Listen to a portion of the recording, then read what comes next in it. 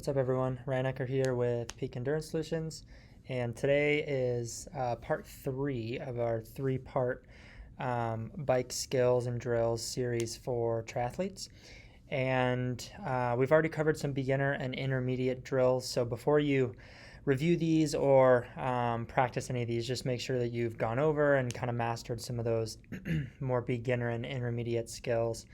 As the ones we go over today are going to require some of those other skills that you learned in the beginner and intermediate series as almost like prerequisites before you can probably feel comfortable mastering some of these skills and drills. And so if you remember back in the beginner and intermediate series, some of the things we covered were riding your bike with one hand, riding your bike no-handed, being able to put on and take off your bike shoes while cycling, and a lot of those things you'll notice you're gonna have to know how to do those or be comfortable doing those things in order to be able to do some of the things that we're going to cover in this video, which is going to include flying dismounts, flying mounts, bunny hops, and cornering. So like I said, this is the third and final part of our 3-part series, and this is going to be the advanced bike skills and drills for triathletes. So let's go ahead and get started with flying dismounts. So that's the first video that you're going to see here. And so there's a few different ways of doing flying dismounts. So first of all, in order to be able to do this, you need to know how to unclip, or not unclip, but take your foot out and put it on top of your cycling shoe while riding. So this is obviously applicable for triathletes coming into T2.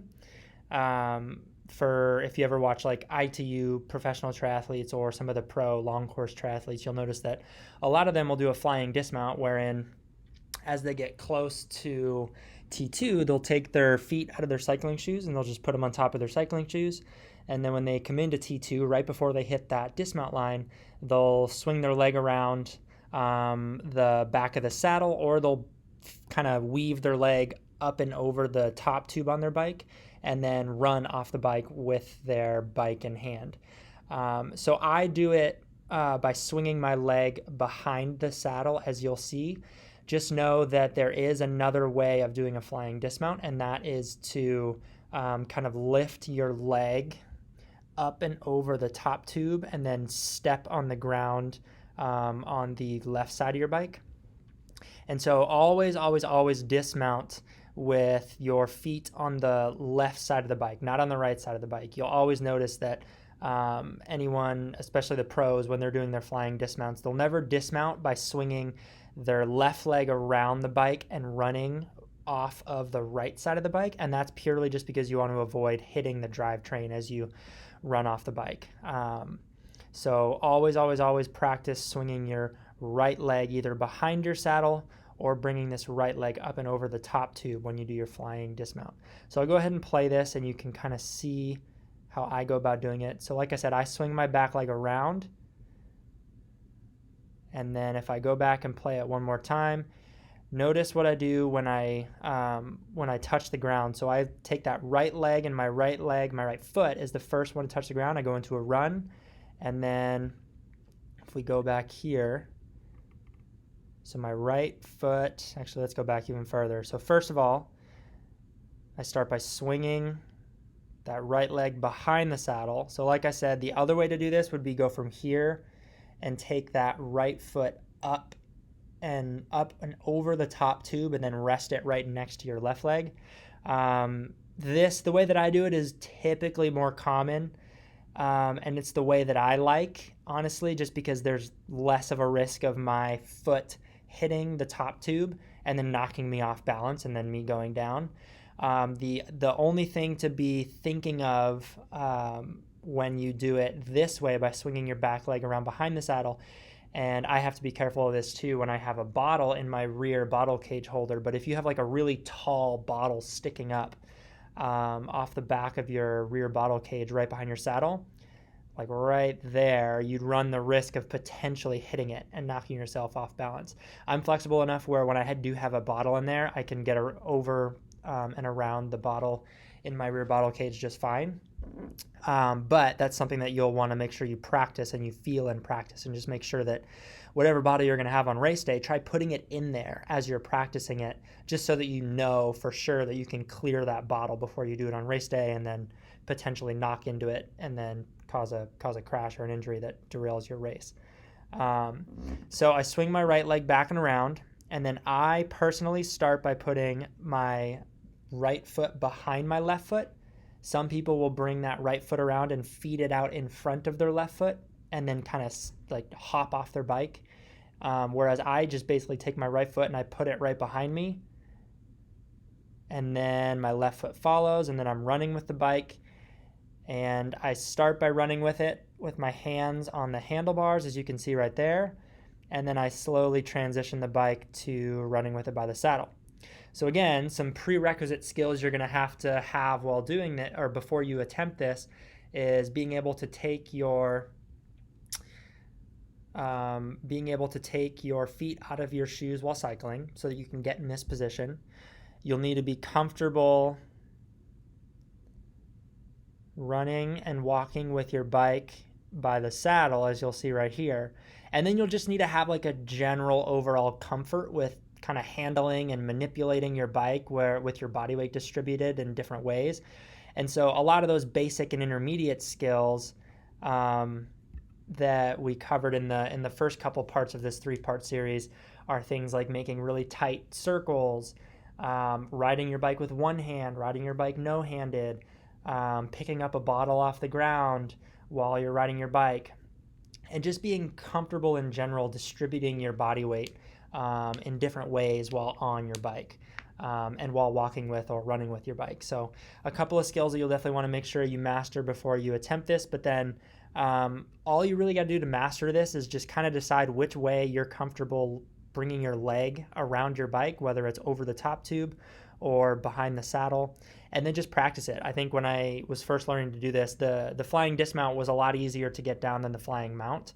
And it just took me going out for a half hour to an hour and just practicing it. And then just every now and then, at the end of some of my long rides, I would practice just dismounting at the end of a long ride. And over time, I just got more and more comfortable with it, and then it's just become second nature now. So I'll play it one more time just so you can see how I do it, which is swinging the leg around behind the saddle, and then off to rack my bike I would go from there. And again, this just makes your T2 a lot more seamless than if I were to stop my bike, unclip my bike shoes, and then run with my bike shoes. If there's anything that I say, or between both of the transitions, T1 and T2, I would definitely learn how to do the flying dismount first, as it just makes your T2 so much more seamless and you just don't waste quite as much time running in your bike shoes. And it's just so much easier to learn than having to learn the flying mount in T1. So if you're thinking of which one to try and master first, I would say try and master the flying dismount, as it's just so practical. And you can do it in every single race scenario. I know some Ironman distance races don't allow you to do a flying mount, or at least they make you run with your bike shoes on. So some courses won't allow you to keep your bike shoes clipped onto your bike in T1. So like when I know 70.3 St. George is like that. When I did 70.3 Santa Rosa, they made you run with your bike shoes on, and they didn't allow you to have your shoes clipped into your bike in T1 while it was racked. So, but I've never been to a race course ever, short course, whether a sprint, Olympic, half Ironman, or full distance, where I've ever seen them tell you not to do or to make it illegal to do a flying dismount. So it's just the most practical one. It's the one that you can do at just about any race you show up to, and you'll be able to not only save just a little bit of time, but just the seamless transition that you'll have going from the bike to the run. And then basically all you do from here is you just run in, rack your bike, and then throw your bike shoes on. There's no having to run in your bike shoes, take off your bike shoes, put your bike shoes in a bag, and then put your run shoes on. You just run, rack your bike, and then put on your run shoes, and then get whatever else you need, and then off you go. So that's the flying dismount. So again, just practice it just like anything else, just doing it over and over and over again, and you'll get more comfortable with it. Now, moving on to the flying mount. So there's a couple different ways of doing it, and I'm going to show you both of them. So the first way of doing it is as follows. So you'll see I'm running I grab the handlebars, place my left foot on the left shoe, and then swing my right foot around. So I'll play it in slow motion again for you, just so you can see it. So again, prerequisites of this, you need to be able to run with your bike by the saddle, and then you need to be comfortable putting your feet into your shoes and then strapping them on while cycling, because obviously I'm coming out onto the bike. So once I get on the bike, I need to be able to get my feet into my shoes. So going into this type of mount, this is not necessarily like a flying mount. You can call it a flying mount if you want, although you're not necessarily running and leaping onto the bike in the true sense of a flying mount. And this one's a little bit slower. So like if you ever watch ITU professionals or the short course professionals, they like literally are running with their bike at full speed and they leap onto the saddle. And so they do a much better job of what I'm going to show you next, which is the true flying mount. But you'll see a lot of athletes who maybe aren't as worried, especially at the professional level, who maybe aren't as worried about saving like 1 second with their mount. A lot of them might go this route because it's just a little bit simpler, safer, easier to learn. But it is going to be like a second or so slower than if you were to run with your bike full speed and leap onto it. So you're running with the bike, and then right before you transition into putting the foot onto the left pedal or the left shoe, you grab the bike by the handlebars, and then I come to like a complete stop right here, put my left foot on top of my shoe, and then push off with the bike as I swing my right leg up and over, and then off I go. So one way to practice getting comfortable with this is just to practice this motion right here. Just practice by starting in a static position. Put your left foot up on that left shoe, push off. You don't even need to swing your leg around at first. Just get that sensation of pushing off and then balancing with your left foot on your left shoe, and then step down and repeat. And then once you get comfortable with that, you can practice swinging that leg over. And you don't even need to worry about getting your feet into your shoes yet. As long as you can just get comfortable with this motion and just practice that over and over and over again, assuming you already know how to get your feet into your bike shoes, this is really what you're trying to master at this point, is just getting comfortable getting on your bike and getting going. And then just get up to speed and get your feet into your bike shoes after you get up to speed. And one thing I should mention about that is, so if you're getting onto your bike with your shoes clipped onto your bike, make sure that you know the first little section of the bike course coming out of T1, and just make sure that you know of a safe spot where it's a long straight section where you can take the time to get your feet strapped into your bike shoes. Just don't do it immediately out of transition when you're coming into like a sharp turn or a big downhill, or if you know that the road is kind of rough.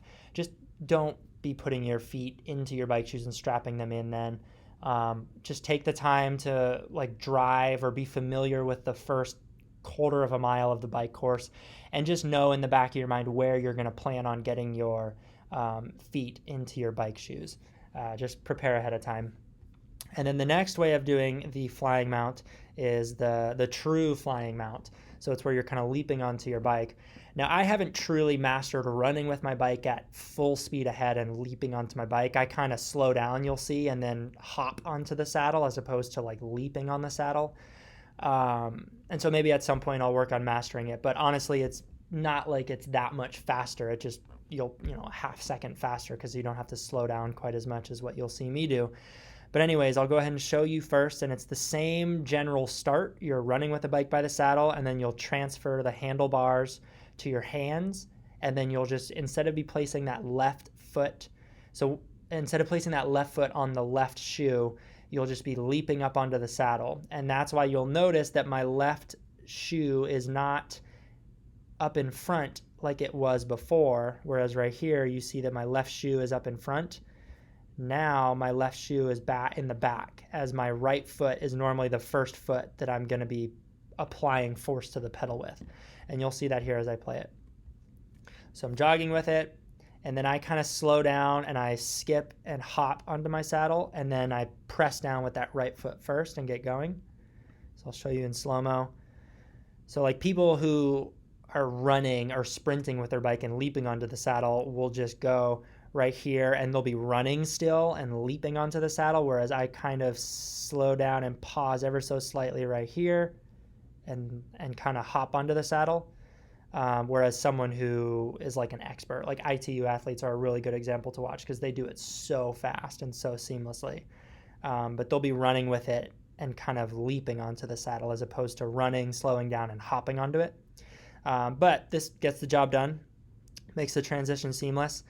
And you'll notice right here, I transfer it to my hands. I kind of take a little bit of a skip and then hop onto the saddle. So that's the part that most people struggle with, is you're running with it, you grab the handlebars, and then there's a little bit of a skip to keep the momentum going. And then I hop onto the saddle by swinging my right leg behind, up, and over the saddle. And now in this position, so normally what I do, let me go back, because this position is what trips a lot of people out. So in this position, you'll see my feet are now not on any shoe surface. So I'm just kind of taking advantage of the momentum that I've built up, and I'm just gliding along. The first thing I'm doing is I'm searching for that right bike shoe with my right foot. And so you'll notice that that's the very first shoe that I grab onto right there. And then I start to pedal, and then I find that left shoe. So normally what I do on race day, and what you'll see a lot of pros doing, is they'll kind of rubber band their shoes up onto their frame somewhere. So normally it's easy for me to rubber band the heel of this shoe up to the skewer on the left side of the bike over here, my wheel skewer. I don't really have any good kind of surface to latch a rubber band to on the drive side of the bike. I would never recommend hooking a rubber band onto anything that's like connected to the drivetrain of the bike. So don't ever hook a rubber band onto the derailleur or a tooth of the chainring, anything like that. You just don't want to have any potential risk of that rubber band ripping off any piece of your drivetrain. So I normally just leave my right shoe kind of dangling around as I run with it, and it's totally fine. But some bikes have a sturdy piece on the right side of the bike that you can clip a rubber band onto. Some people even like weld a piece of like plastic or metal onto the right side of the bike so that they specifically can loop a rubber band around it, and that's totally fine too. Just don't loop a rubber band around any part of the drivetrain. It's just not worth the potential risk. But it just makes placing and finding that right shoe a little bit easier, whereas I kind of have to fumble around a little bit to get a hold of that right shoe. But once I get it, I just start pedaling, and then off I go. And then again, just find a nice flat, smooth section of road with no turns or no rough road surfaces where I can just get my feet into my bike shoes, and then off I go. So those are the two different kinds of flying mounts. So again, with the mounts and the dismounts, you just kind of have to have a general overall comfort with being on your bike and having your body weight distributed in different positions and in different ways on your bike. And then you just have to know how to put your shoes or take your feet out of your shoes and then also put your feet into your shoes. Definitely have to know how to do that if you're going to do any kind of flying mount or dismount. And then you just have to be comfortable running with your bike by the saddle and then with the handlebars as well. So some of the kind of prerequisite skills you'll need to have before you attempt it. Now moving on to our last couple skills. So the bunny hop. The bunny hop is one that might not seem like it would be useful at all. You think, well, I'm a triathlete or I'm a road cyclist. Why would I need to know how to do a bunny hop? I'm riding on smooth road surfaces. So I'll take, for those of you who live in Arizona, I'm going to use the Beeline as a perfect example. So anyone who's ever lived in the Phoenix area has probably ridden up and down the Beeline, which is the Arizona 87 highway out here. And there's a really wide shoulder, so it's pretty safe for the most part, and a lot of cyclists will ride it. It's the same road that the Ironman Arizona course goes on, except on race day you're on the road and not on the shoulder. So those of you who have ridden on the Beeline know that the shoulder is pretty crappy, and there's lots of stuff in the road, and there's a couple sections where there's some bridges that are crossing over a canal that like cuts underneath the Beeline. And some of the like junctions between the tarmac and the concrete on those bridges are a little sketchy, and there's one particular section when you're coming down the Beeline where there's like a massive bump or divot on the road where the concrete meets with the tarmac on the shoulder of the Beeline. And I've literally gotten flat tires in that section of road or on that spot because I didn't bunny hop it. And it's just such a massive shock to the bike that it'll pinch flat your front or rear wheel out if you hit it with enough force and enough speed. So I always bunny hop it. And that's one circumstance and one example where knowing how to do a bunny hop comes in handy. Comes in handy in lots of other circumstances if you're coming up to a wide crack in the road that you don't want to run over and risk pinch flatting or losing control of your bike. Knowing how to bunny hop comes in handy. And just if there's like debris in the road that you want to bunny hop and safely clear it without it risking pinch flatting your front or rear wheel or even giving you a puncture, knowing how to bunny hop can come in handy. And so in order to learn how to do a bunny hop, it's not quite as difficult as you might think. You just have to know essentially how to pull up the front wheel of the bike and also how to use your feet to pull up the rear wheel of the bike. And once you know how to do those two things independently, you can be pulling up on the handlebars and pulling up on your feet as they're clipped into the bike, and you'll lift the front and the rear wheel. So how to practice it is learning how to pull up the front wheel of the bike first. And so I will show you that in this video.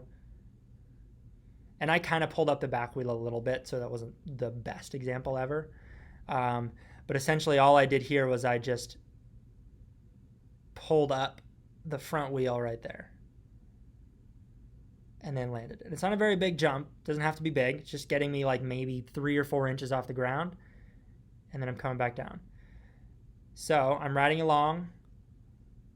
I dip my body weight down a little bit, and then I just give the front of my bike or the handlebars a little bit of a pull upwards, and off the ground my front wheel comes, right?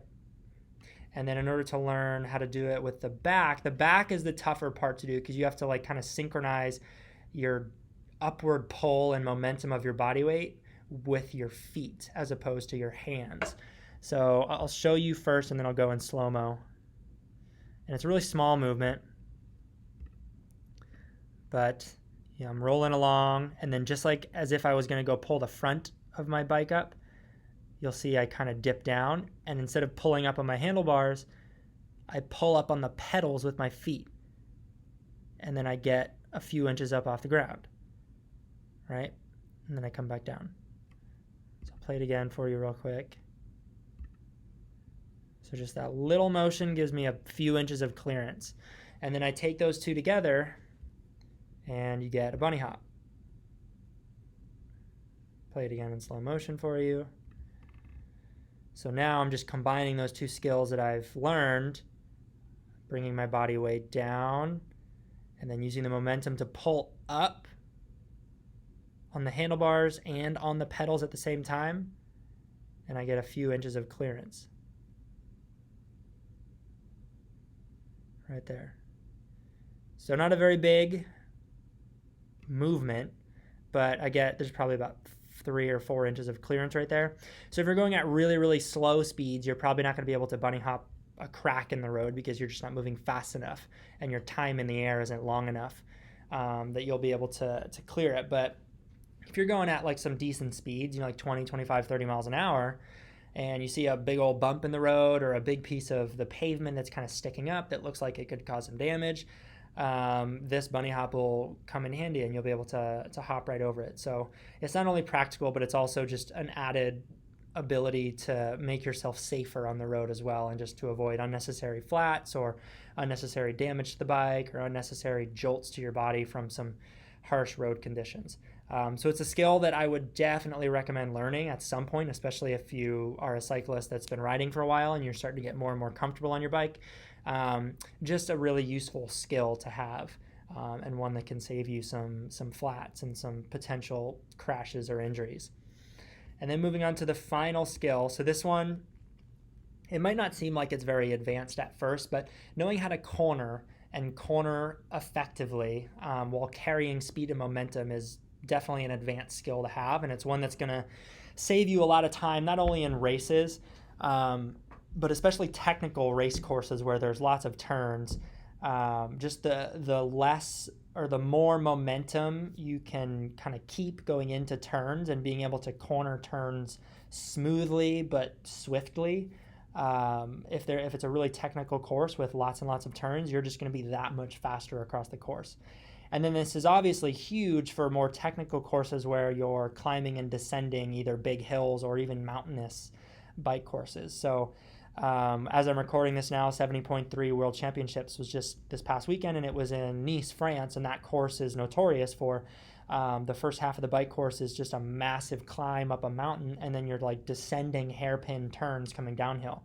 So someone who has mastered the art of cornering and also descending at high speeds is going to do much, much better than someone who just rides, say, on the trainer all the time or just rides on really flat and straight roads and they never practice their cornering skills.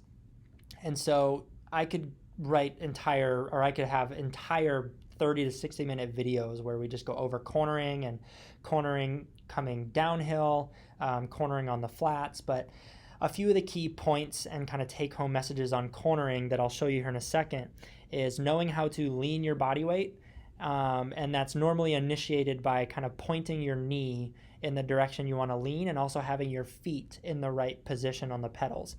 And so I'm going to show you, I'm going to corner coming this way. So going off to the right of the screen, but I'm going to be like cornering to the left. So I'll go ahead and show you this here, and then I'll kind of show you what you're looking for.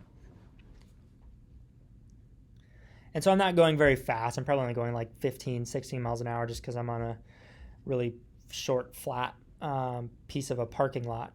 But if I go back here, a few of the key things that you're looking for when you're cornering is one, when you approach the corner, make sure that you approach it at the right angle, right? So I would not want to be hugging the corner or hugging the inside of the corner, because then I'm going to have to like come out really wide, or I'm going to have to slow way down so that I don't crash coming into the turn.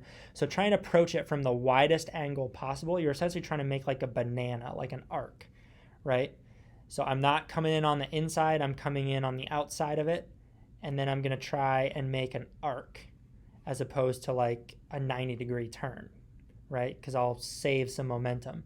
And when I'm coming into the turn, whichever side I'm going to be leaning to, that foot should be at the 12 o'clock position, right? So if I'm turning to the left, my left foot is at the 12 o'clock position, my right foot is at the 6 o'clock position, and then I'm going to start to lean into the turn and lean my bike just a little bit, and also start to point my left knee to help kind of counterbalance my weight. So there's a lot of like counterbalancing of weight, and if you ever watch some professional cyclists descend mountains, you'll see that they're like excellent at shifting their body weight around, and that's why you have this foot at the top of the pedal stroke and this foot at the bottom, so that you can press into that right pedal and lean towards the left as you're coming into a left-hand turn. And it just allows you to distribute your body weight so that you can essentially lean your bike. And this is more and more important as you're descending at really high speeds, maybe down a hairpin turn, coming down from a mountain, say, for example, wherein your body weight distribution is what allows you to make tight turns. It's not necessarily turning by steering at the handlebars. It's all about distributing your body weight. So practicing taking turns with that, whichever direction you're turning, if it's to the left, your left foot is at the top of the pedal stroke. If it's turning to the right, your right foot's at the top of the pedal stroke. And then just practicing leaning into the turn. So I'll show you in slow motion. Right here, I start to lean into the turn. And my left knee is pointing in the direction of the turn that I want to go into. And then I just gently lean into the turn and I make an arc. Right? So if you could watch me from the front, I'm probably like leaned over to the left maybe 10 or 15 degrees, as opposed to just like coming into the turn and then turning my handlebars and staying completely upright. I'll lose a lot more momentum than if I can smoothly arc my way through the turn. Right? So the purpose of this wasn't to show you like some high speed turn where I'm like leaning 45 degrees off to my left. It's just to show you how I distribute my body weight, where the placement of my feet are on the bike, and how I lean into the turn. So those are the three key things when you're going into a turn, is getting your feet set up in the right position on the pedals, leaning into it and initiating that lean by pointing that knee. So obviously like the more aggressive the lean, probably the more you're going to be leaning with that knee. And then just making sure that you're taking an arc into the turn and you're taking the right angle.